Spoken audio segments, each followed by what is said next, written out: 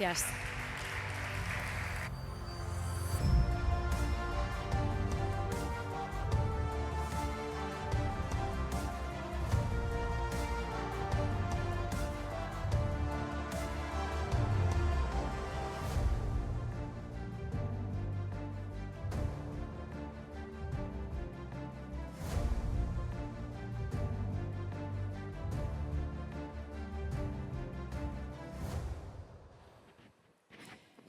Oye, pues muchísimas gracias. Como siempre, lo primero, muchísimas gracias a Épica y a los organizadores por contar conmigo para la mesa y, por supuesto, muchísimas gracias a los ponentes, ¿no?, por animaros, ¿no?, a esta charla.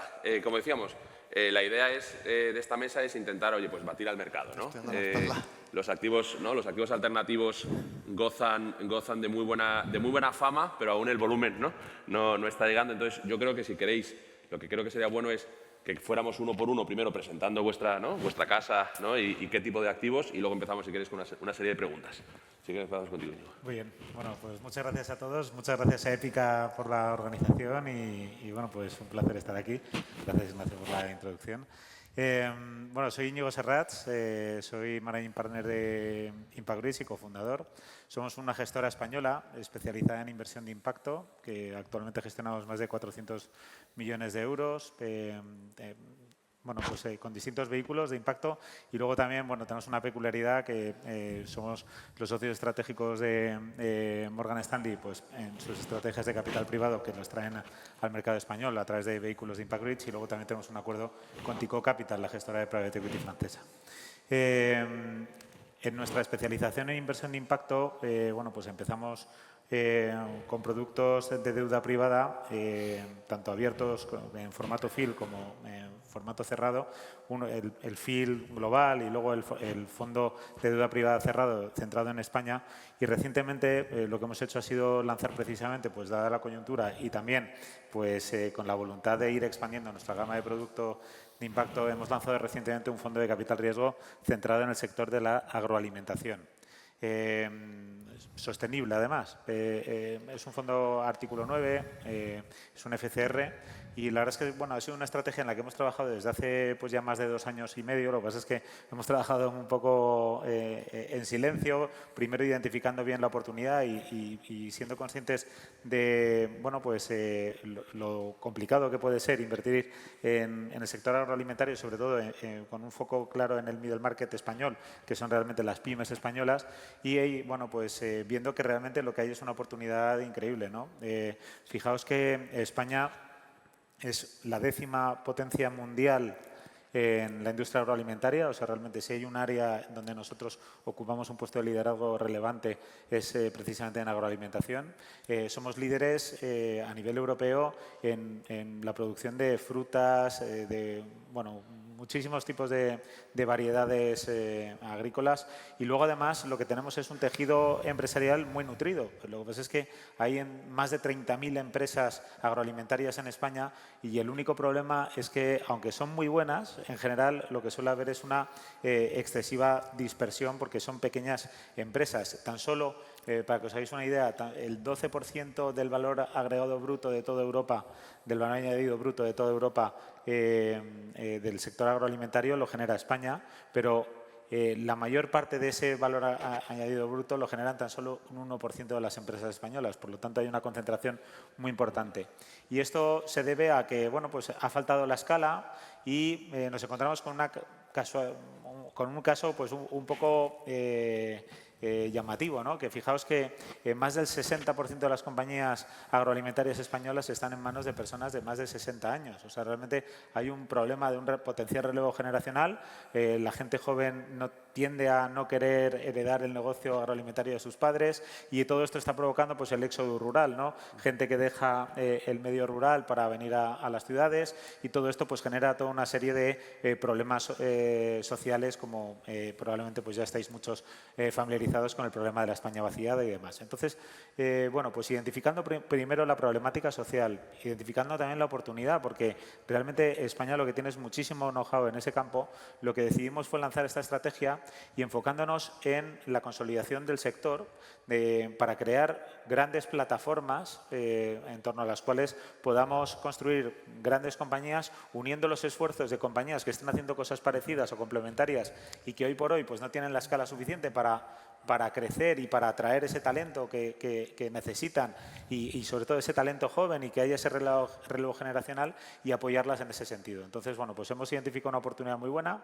Es el mercado agroalimentario, bueno, si observáis cómo se ha comportado el sector agroalimentario a lo largo de los últimos 25 o 30 años, pues tiene un crecimiento muy estable, es un crecimiento cercano al 2,9% anual, con un crecimiento además pues sostenido incluso en momentos de crisis como la crisis financiera, que realmente fue el sector, uno de los sectores que tuvieron el mejor comportamiento. En la crisis del COVID tuvo un comportamiento también muy defensivo y luego al mismo tiempo, pues si le damos un enfoque en sostenibilidad, lo curioso es que las empresas agroalimentarias sostenibles tienen tasas de crecimiento del doble que la tasa de crecimiento de las compañías no sostenibles y además los márgenes, en la medida que van transitando desde un modelo no sostenible hacia un modelo sostenible, los márgenes se expanden y aumentan y por lo tanto lo que hay es una oportunidad de negocio y al mismo tiempo una oportunidad de impacto. Bueno, pues aquí tenemos el primer activo, ¿no? Sí, efectivamente. Vamos con Carlos, ¿no? De Wisdom Tree. Cuéntanos, ¿cuál sería tu siguiente activo? Bueno, primero presenta un poco la casa, ¿no? Para los que no conozcan Wisdom Tree y luego podéis, ¿no? ¿Cuál es tu activo? Wisdom Tree es una gestora americana, se fundó en el 2006, gestionamos pues cerca de 120 billion y dentro de una gama bastante diversificada entre clases de activos, ¿no? Pues podríamos hablar de estrategias de renta variable, dentro de renta variable estrategias, lo que se conoce como de factor investing o small beta. Dentro de estrategias de renta variable también podríamos hablar de inversión temática. También tenemos gama en renta fija. Fuimos la primera gestora en lanzar el primer ETP sobre Bitcoin con réplica física en Europa en el 2019. Pero yo creo que por lo que más nos conocen los inversores es por la gama de materias primas, ¿no? Gestionamos más de 20 billones y dentro de esa gama pues al final podemos distinguir entre activos como oro, plata, crudo, o sea, lo que se llama como single commodities o cestas de commodities, ¿no? Consideramos que estamos firmemente convencidos de que las materias primas es una clase de activo que añade valor en las carteras, que hemos hecho distintos análisis estadístico-matemáticos, ¿no? que muestra cómo invertir en materias primas dentro de una cartera multiactivo pues es capaz de maximizar la frontera eficiente. Eso como intro, ¿no? No, oye, estupendo. Ya tenemos dos activos, ¿no? Agro, tenemos materias primas. Almudena, cuéntanos un poco de Generali, ¿no? Y cuál es vuestra visión. Bueno, pues nada, buenos días a todos y muchas gracias por la invitación. Bueno, Generali Investments es el grupo de gestión de activos, o sea, la parte de gestión de activos del grupo Generali, de la compañía de seguros. Somos una modelo multigestora, donde todas las gestoras son participadas, son del grupo Generali, pero son independientes. Hoy en día lo componen 13 gestoras, unos 700 billion en activos bajo gestión y posiblemente la parte de activos privados o de alternativos es donde pensamos que se enseña muy bien o se muestra muy bien delante del inversor lo que es precisamente este modelo de multigestora, ¿no? Y lo digo porque tenemos gestoras especializadas por tipo de activo, pero lo interesante o lo que diferencia nuestro modelo es que el grupo Generali invierte su propio balance desde hace años, antes de que se creara la propia, digamos, plataforma de inversión que os presentamos, invierte su dinero precisamente en cada una de las estrategias que lanzan al mercado las gestoras. Por lo cual, nosotros lo que ofrecemos de alguna manera es, al inversor externo es coinvertir de la mano del grupo Generali y en ese sentido tenemos capacidades principalmente en crédito, en deuda de la mano de Generali Asset Management, Infranity, que es nuestra gestora especializada en deuda infra, también tiene capacidades en equity, es hoy por hoy la segunda gestora más grande de Europa ya en ese activo, muy especializado, y es uno de los activos, de hecho, que quería comentar hoy. Tenemos Sosteneo, es una gestora también participada, Generali hace transición energética principalmente. Y luego tenemos también estrategias en Estados Unidos. Hemos comprado recientemente MGG y Octagon para traer toda la parte de capacidades en crédito de Estados Unidos.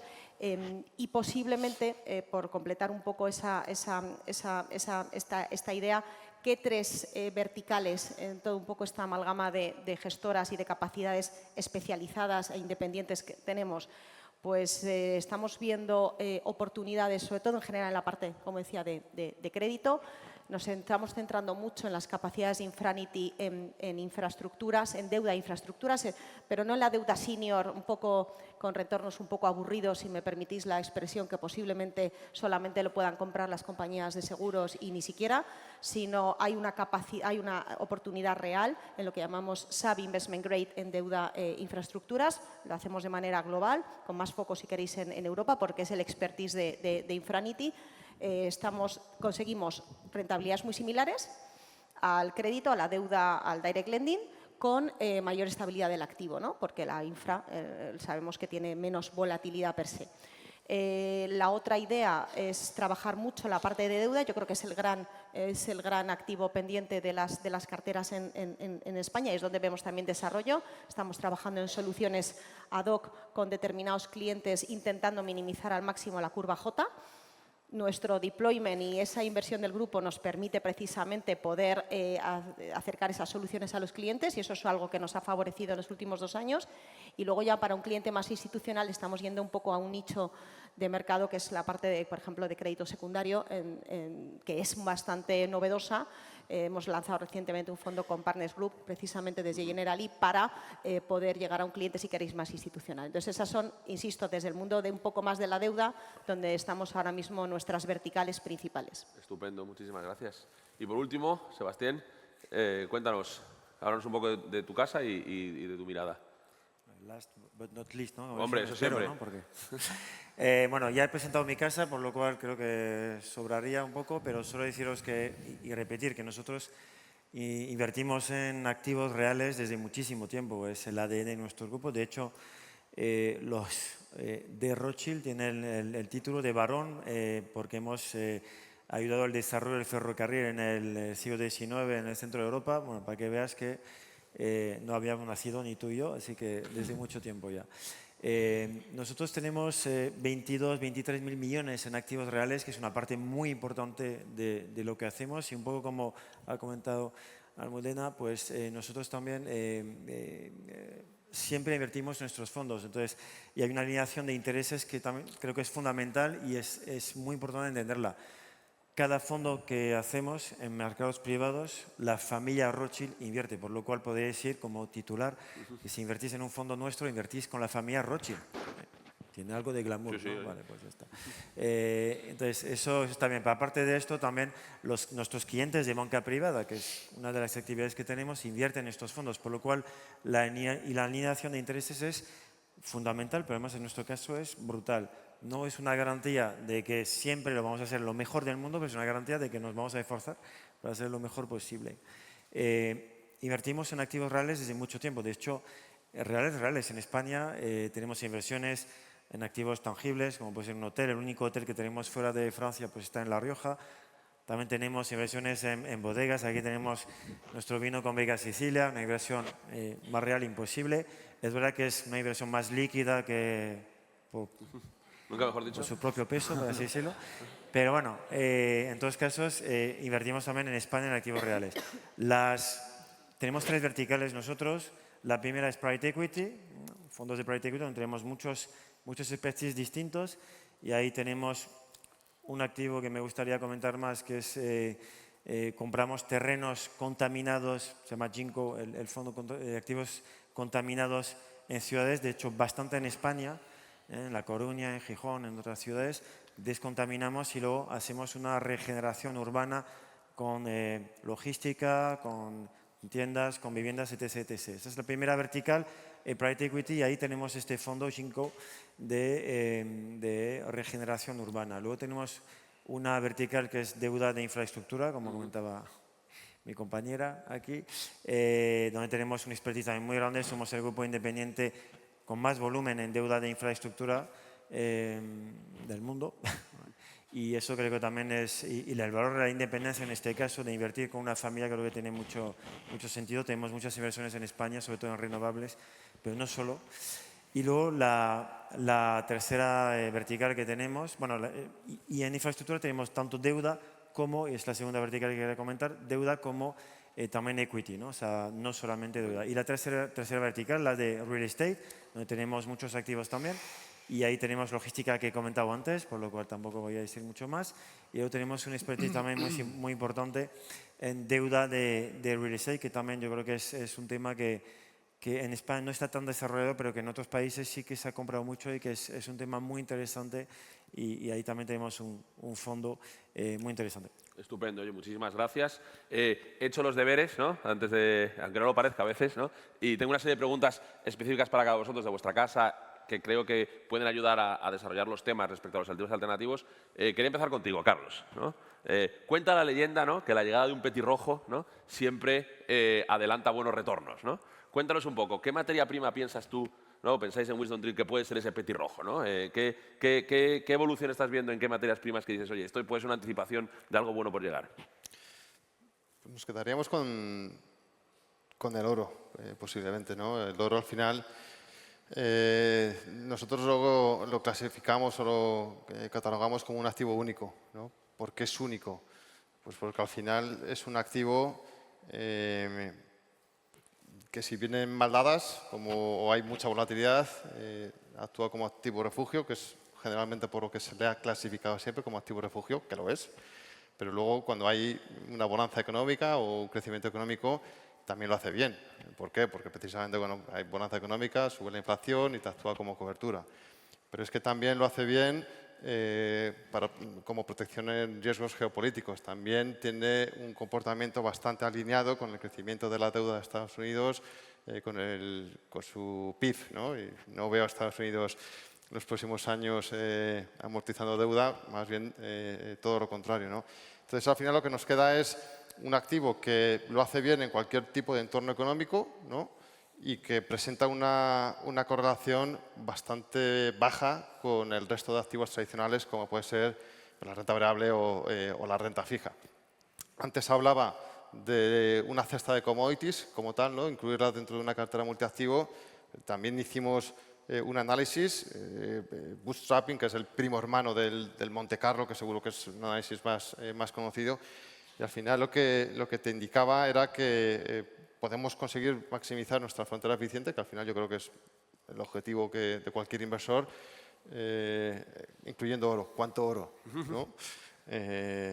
Cuanto más mejor. No, es broma. En torno a un 10, un 15%, dependiendo del perfil de riesgo de cada uno de los inversores.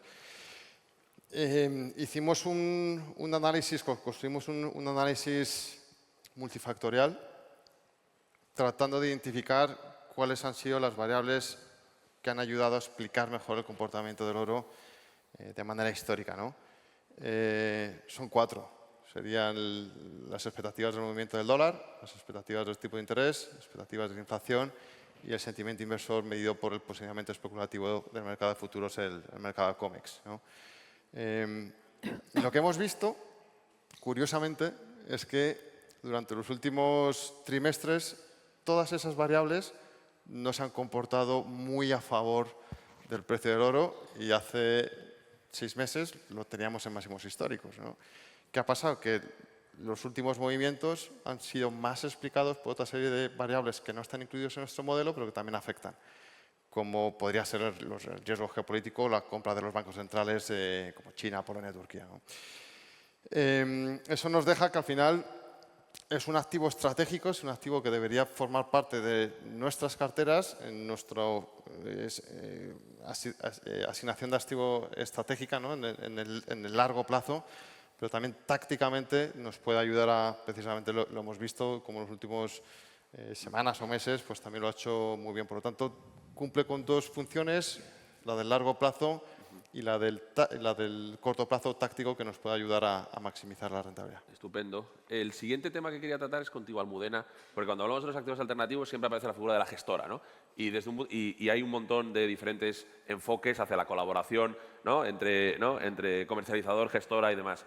Una de las cosas que me parece muy interesante de General Investment es esa amalgama, ¿no? de pequeñas gestoras que tenéis. ¿Cómo encontráis ese equilibrio entre vosotros, la gestora, ¿no? ¿Cómo la toma de decisiones?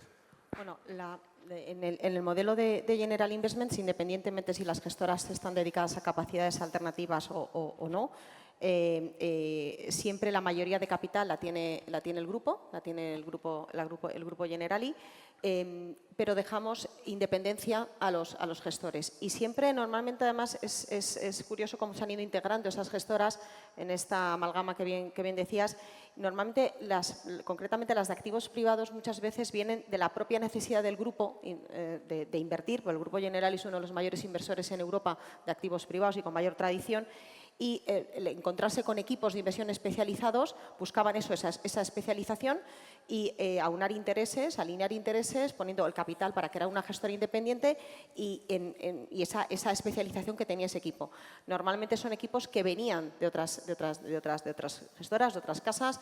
Una de las principales que comentaba antes, Infranity, precisamente es la primera gestora que se incorpora a la plataforma de multigestoras del grupo, y es precisamente porque Generali tenía una fuerte vocación inversora en infraestructuras, conocía al equipo, provenían de la plataforma de deuda de BlackRock. Oye, vamos a hacer algo que pueda, insisto, solventar nuestras necesidades de inversión, y también pensamos que con esa alineación de intereses podamos ofrecer algo al inversor en consonancia, ¿no? Y cuando decimos lo del deployment, todos hemos visto como en los últimos 2 años, precisamente, por eso decía que es una ventaja este modelo para nosotros, cuando nos ponemos enfrente de un inversor externo, es lo que ha costado muchas veces, pues eso, poder llevar a cabo inversiones cuando se lanza un fondo, incluso fondos grandes. Al revés, cuanto más grande, más problema ha habido en llevar a cabo ese deployment, en digamos, retornar con los activos, con las distribuciones, y hemos visto muchos inversores muy parados, de alguna manera, no porque no quisiesen o no creyesen en el activo, sino porque su programa de inversiones no había recibido, digamos, el capital suficiente para poder seguir desarrollándose. Eso, en nuestro caso, se solventa bastante bien, y por eso digo que en los últimos 2 años hemos acelerado mucho en encontrar otras gestoras e ir adquiriéndolas para conformar un poco esa visión pues más completa de los alternativos y líquidos. Y por otro lado, es verdad que nos ha permitido, pues eso, llegar a inversores que de alguna manera han dicho, oye, pues en esto sí, en este momento, porque reduzco pues esa incertidumbre, que insisto, no es tanto por cómo está el momento, digamos, el momento económico, lo que está pasando con el activo, o porque me crea incertidumbre, sino porque realmente me va a permitir conseguir los retornos antes, ¿no? Es verdad que tenemos una visión, siendo Generali una compañía de seguros, en un primer momento muy institucional, pero obviamente el desarrollo de estos últimos años nos va llevando a desarrollar pues estrategias con esas mismas capacidades, que esas gestoras que tienen esa independencia para hacerlo, pues más adecuadas para clientes pues de high net worth, de banca privada o clientes más minoristas. Estupendo. Íñigo, voy contigo ahora. Una de las cosas que me sorprendió de Impact Bridge es que habéis elegido deuda, ¿no? Deuda de impacto, en vez de equity, ¿no? Que hay otros fondos. Cuéntanos un poco cómo fue esa decisión. Vale, bueno, tenemos, como al principio comentaba, tenemos una gama que incluye deuda y también private equity que hemos lanzado recientemente. Entonces, bueno, la primera decisión cuando lanzábamos la gestora en el año 2019 era identificar cuál era la mejor vía para dar los primeros pasos en la inversión de impacto. Entonces, de ahí, bueno, pues la conclusión fue que, primero, el inversor en general no estaba familiarizado con lo que era la inversión de impacto. Al ser un activo novedoso, pues primero te da un poco de respeto, decir, esto ¿es filantropía o no es filantropía? La inversión de impacto no es filantropía. Se diferencia precisamente porque es inversión y porque genera retornos equivalentes a los del mercado. Pero claro, el dar ese confort al cliente al principio resulta complicado si lo haces directamente con equity. Entonces, el primer paso lo dimos con deuda y por eso lanzamos nuestras primeras estrategias de deuda. Entonces, la deuda, empezamos con un primer fondo que era un FIL, que es un fondo global con liquidez trimestral y valoración mensual, que con una cartera muy diversificada, con un formato de fondo de fondos y de inversión y con inversión directa también, y pues con características muy especiales porque es traspasable, apto para no profesionales, de tal forma que bueno, un inversor que quiere dar su primer paso en equity, en impacto, pues da el paso a través de un fondo que le da una liquidez, que tiene un foco en el corto plazo, una rentabilidad ajustada al riesgo razonable y mucho foco en preservación de capital. Y ese fue el primer paso que dimos. Tiene sentido. Y desde un punto de vista de deuda, Sebastián, ¿por qué piensas? Porque la deuda privada es, ¿no? Ha salido aquí 7 veces, ¿no? Entre deuda privada y materias primas tenemos los activos alternativos en el 2025. ¿Por qué piensas, cuál piensas que es el papel del operador de deuda privada versus los financiadores más tradicionales, ¿no? Los bancos? Sí, a ver, nosotros somos más especialistas de deuda privada de infraestructura, pero bueno, yo creo que es el mismo tema, básicamente porque muchos bancos han salido, han salido o han reducido de manera muy sustancial sus inversiones, su financiación, la financiación que daban en el sector, en este caso, de infraestructuras. Entonces, nos encontramos con una necesidad de financiación que es tremenda y todo el mundo sabe que el plan europeo de infraestructura alemán y europeo supone cientos de miles de millones de inversión, pero eso había empezado antes. Pero en fin, ahora de cara al futuro vamos a necesitar cada vez más y tenemos bancos que han salido bastante de este mundo. Entonces, la deuda, en todos casos, la deuda privada y los fondos que nosotros vendemos permiten encontrar inversores o encontrar financiación, para así decirlo, de cara a estas necesidades. Y eso lo hemos visto, ha sido un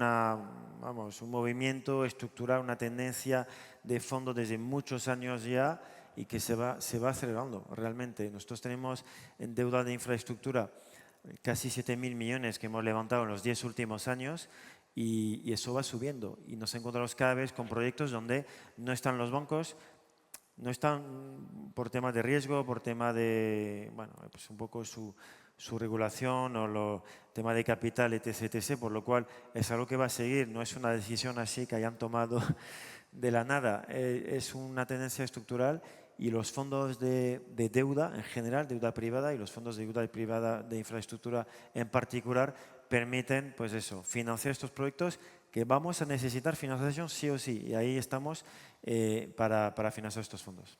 Estupendo. Si os parece, me gustaría ahora hacer una pregunta más, ¿no? Corrida, o sea, empezamos con Íñigo y acabamos con Sebastián. El evento es, ¿no? Miradas alternativas para batir al mercado. Yo creo que además de mirar hay que ver, ¿no? Entonces, me gustaría un poco que dierais vuestra visión de qué recomendáis a la gente que vea los próximos 6 meses para batir al mercado.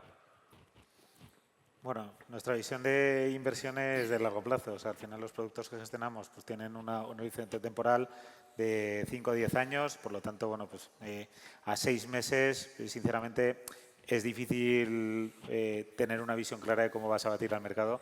Y entiendo que, bueno, pues todos compartimos que la inversión a largo plazo pues tiene más sentido, ¿no? Pensando en los próximos 6 meses, los acontecimientos que yo creo que pueden marcar el devenir de los próximos 10 años, lógicamente yo creo que el escenario geopolítico pues tiene muchísima importancia. El escenario geopolítico no solo entendido por el lado del potencial conflicto bélico, sino por todas las consecuencias de segundo y de tercer nivel y la segunda y tercera derivada que puede tener también el tema de los aranceles, ¿no? Que, oye, pues disrupción de las cadenas de suministro, impactos en las divisas, en fin, yo creo que todo el impacto a nivel global pues puede tener mucha importancia, sobre todo además para los próximos 10 años. Entonces estamos en un momento muy importante porque podemos estar ante un punto de inflexión que a lo mejor luego no es para tanto, pero vamos, que es algo que hay que vigilar y por lo tanto pues yo estaría muy atento a todo el escenario geopolítico, como decía, y sobre todo bueno, pues a toda la política económica geoestratégica de Estados Unidos que termina contaminando pues a lo que realiza y ocurre en todo el mundo, ¿no? Estupendo, genial. Y Carlos, en tu caso me gustaría además incluir los activos digitales, ¿no? ¿no? ¿Cómo piensas que los activos digitales deben incorporarse, ¿no?, a carteras? Sí que consideramos que, creo que ya no es solo nuestra opinión, sino la opinión, al menos si miramos a los flujos, ¿no?, es la opinión del mercado que los activos digitales o las criptodivisas pues es una clase de activo más y es una clase de activo que debería ser analizada dentro de una cartera diversificada. ¿Por qué? Pues porque al final, si miramos el universo de inversión de activos invertibles líquidos, el peso que tienen los activos digitales pues es en torno a un 1,5 al 2%, ¿no?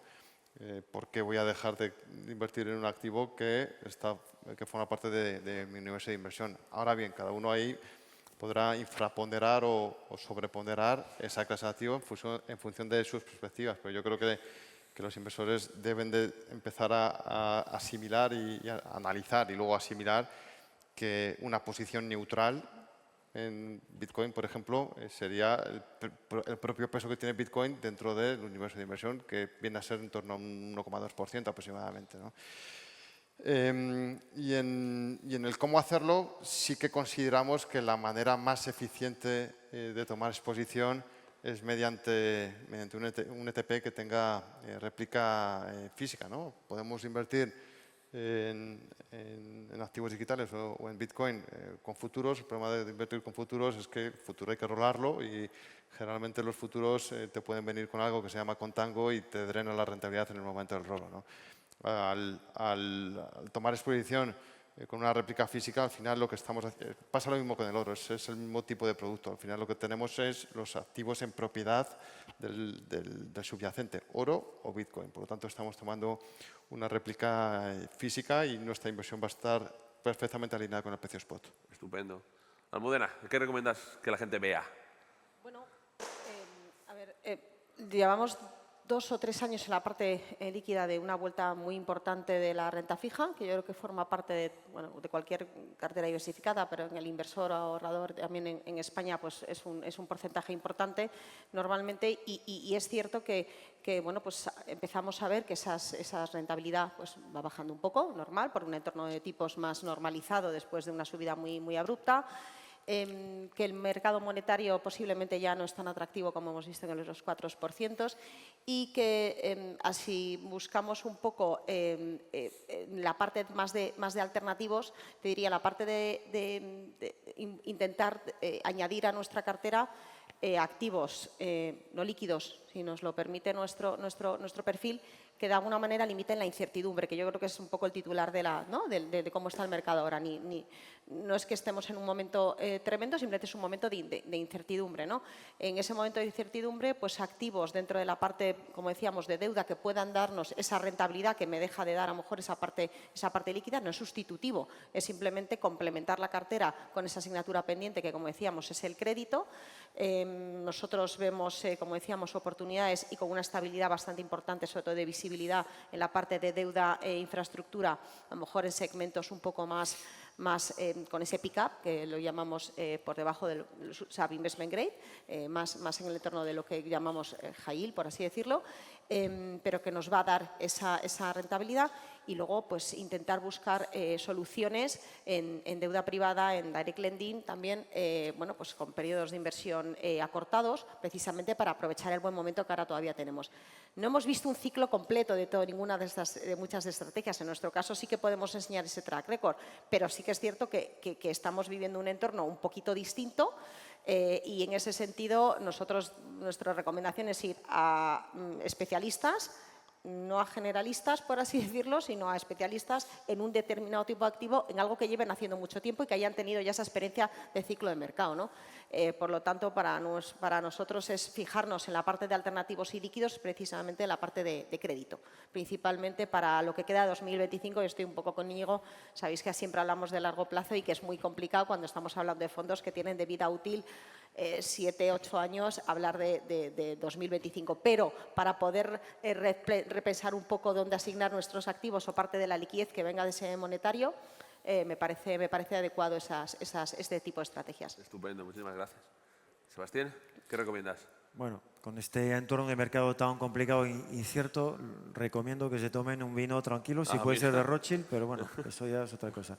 No, pero hablando en serio, sobre todo que piensen en lo que es un activo privado, o sea, al final los mercados públicos, los mercados privados. Los mercados privados, en Private Equity está demostrado por todos los análisis posibles que supera en rentabilidad a los mercados públicos, ¿vale? Pero es verdad, con una dispersión, una concentración a lo mejor en algunas cosas que funcionan bien y otras que funcionan menos. Pero que piensen que a largo plazo tiene un premio, de verdad. Lo que pasa es que tenemos que tener un horizonte temporal, pues eso, a largo plazo se ha dicho antes.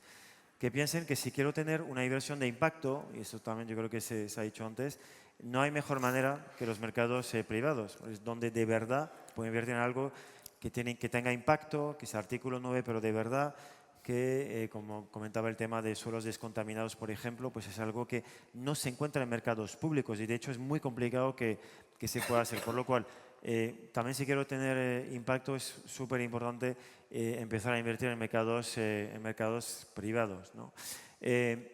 Encuentro cosas en mercados privados, lo acabo de comentar un poco, pero que no encuentro en mercados públicos. Y hablamos mucho de inteligencia artificial, pues hay que empezar. Hay muchas startups, no lo hemos comentado aquí, pero nosotros también ahí tenemos fondos de tecnología, pues ahí hay muchas cosas que no puedo financiar en mercados públicos. Antes se ha dicho que el 60% de las empresas del mundo son empresas privadas, por lo cual también si quiero empezar a pensar de cara al futuro es importante tener en mente que en los mercados privados a lo mejor tengo cosas de cara al futuro, inversiones de cara al futuro que tienen muchísimo sentido. Por lo cual pensar en todo esto, pero con el horizonte temporal a largo plazo y pensar que hay cosas que no voy a encontrar en mercados públicos, que solo voy a encontrar en mercados privados, que tienen mucho sentido, pero con calma y con vino, lo repito, por si no se ha entendido. Estupendo.